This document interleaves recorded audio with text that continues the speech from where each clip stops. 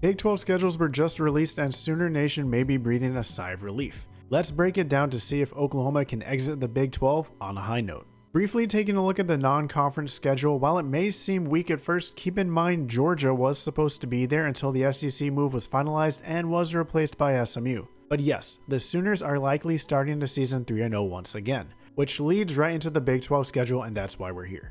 The Big 12 opener is on the road against Cincinnati, which could be the tone setter for the season against a team with a potentially new identity led by a new head coach.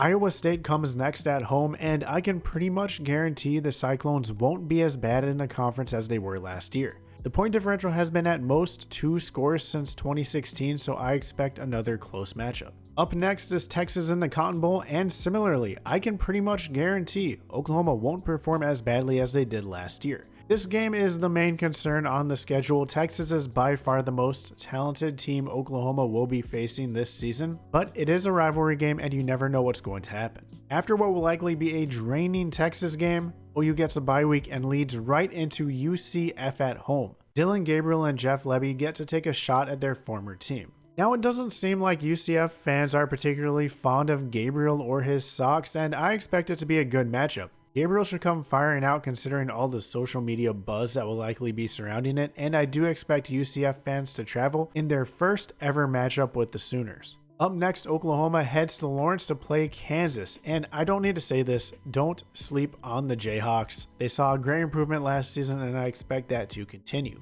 Following Kansas, it's back to Oklahoma, but at Stillwater against OSU. Now, Oklahoma State's offseason has been a complete whirlwind. Nothing like Oklahoma's offseason last year, but it's still been pretty bad, and I expect the Sooners to dominate. But it seems like every single time I feel that way heading into Bedlam, it becomes a nail-biter, so it's probably going to be a tough matchup. The Sooners follow that up with a home game against West Virginia and a potential revenge matchup for that absolute debacle that occurred in Morgantown last season, and I don't expect this game to be close at all. Next is the matchup I was most certain was going to be on the schedule, and that was a trip to BYU near the end of the season. Yes, it may be snowing, but guess what? Contrary to the belief of some people on Twitter, it snows in Norman too, and that's not going to be a problem. Think of this as the Sam Bradford revenge game. I expect OU to win this one. Then finally, to cap the season off, TCU at home on a short week. The game's on Friday, so you end the season against a college football playoff team, and not just any college football playoff team, the only team from the Big 12 to ever win a college football playoff game. Now, they have lost a lot. They're not going to be nearly as good as they were last year, but I do expect it to be a challenge, and both teams could be playing for a spot in the Big 12 title game. Looking at the full schedule, Oklahoma will probably be a favorite in at least 9 games. In fact, I'd venture to say they'll be a favorite in every game besides Texas. Taking that into account, the initial look might seem like the schedule is soft, and a lot of people on social media have said that Oklahoma has one of the easiest schedules in the nation. But when you really take a deep look at it, it does have some traps. And the main one is the tough stretch to end the season. You're traveling to Kansas, to Oklahoma State, come back home for West Virginia, then you're traveling again to BYU. So 3 of those 4 games are on the road. And then at the very end, you go against TCU, again, a team that was in the college football playoff last year. That stretch is going to tell us a lot about this team. Now, there are some key teams that are missing from this schedule, and the first one that comes to mind is Kansas State.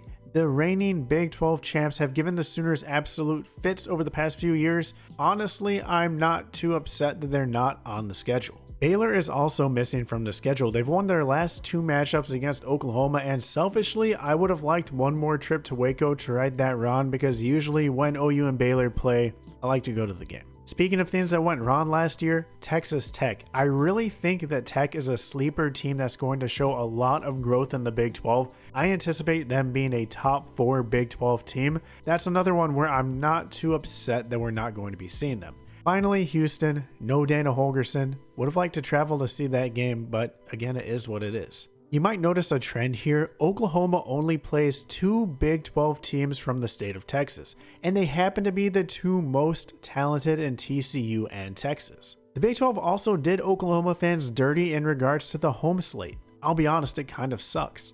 You have Iowa State, UCF, West Virginia, and TCU. Now, I do like UCF, but you take a look at those 4 teams, those aren't teams that Oklahoma has a deep Big 12 history with. UCF, West Virginia, and TCU haven't been in the Big 12 throughout the entirety. You do have Iowa State there at least, but I would have liked to see some of those teams that Oklahoma has played in the Big 12 year in and out be there, so it was a bit of a disappointment. Again, the emphasis on this schedule is going to be the final stretch. That's really going to define the Sooners' 2023 campaign, and if they can take care of business, they'll be in good position. How do I think Oklahoma does? I'll break this down in depth as we get closer to the start of the season, but I think anything under 9 wins will be a disappointment. Of course, I also thought that last year, and we saw what happened. But taking the recruiting, the transfer portal additions, and the expected improvement I believe we'll see on the defensive side of the ball under year 2 of Brent Venables' system, I believe a Big 12 title berth is realistic. And here's to hoping the Sooners prove me right.